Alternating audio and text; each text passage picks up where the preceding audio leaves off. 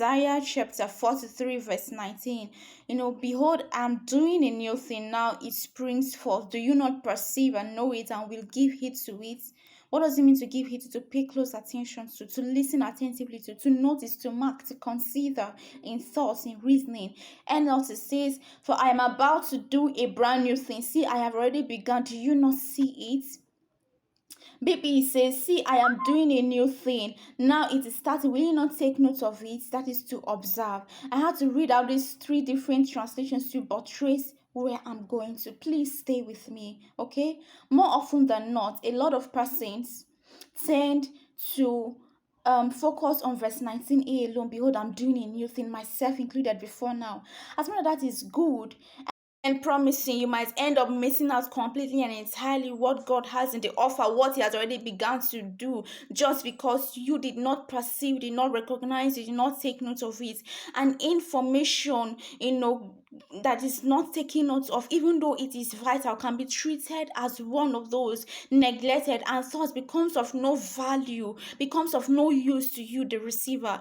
And information gotten can destroy or help a man. One information, if it is gotten rightly, if it is once gotten, can determines a whole lot the actions you're going to take, whether it's going to be right or wrong. So it's very, very needful and important that you recognize the informations and the things that God is set out and He has dropped in your spirit that He's about to do.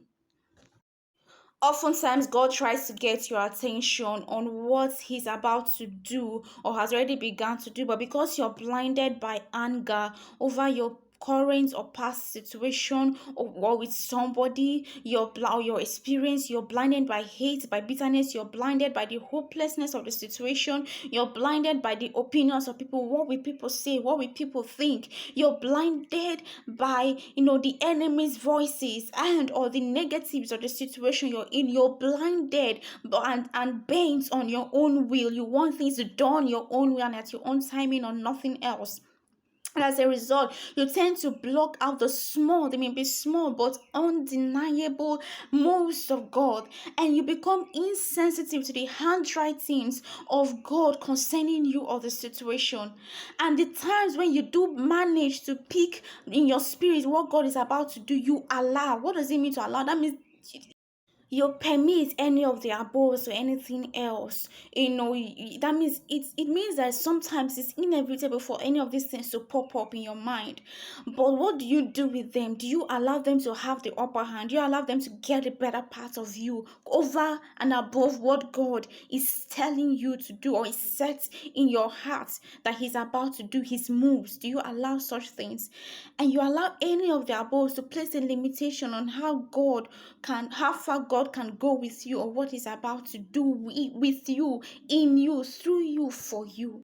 As much as it's important for you to know that God is about to do a new thing or He said out to do a new thing, it's also much more important to Him that you're sensitive to, that you're open to, that you recognize and take note of the things that His moves and the things He's about to do, so you can align and make the necessary adjustments, so you can be on the same page with God, because God needs your own cooperation and partnership for Him to have a free reign in, with, for, through, and by you.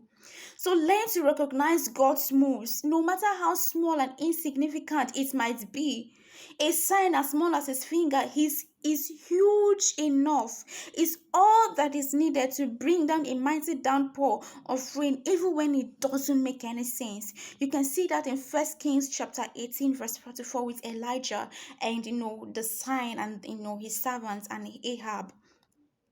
When you're unable to recognize all of these things, you can pray for grace, belief, and faith to be able to recognize, to learn to recognize and pick the things that God is set out to do so that you can align properly. Also pray for restoration where necessary, because a lot of times, as a result of our insensitivity to recognize what God is about to do, we per season, per time, we end up missing out on a whole lot of things that God desires, that would enjoy, that would have been to our own benefit. So pray for these things and ask that God will sharpen your spiritual antenna. No matter how small His sign might be, we'll be able to pick it and understand it and recognize it and walk hitherto towards it. I pray that God will bless it. So as this blessed you, please like, share, and comment. God bless you.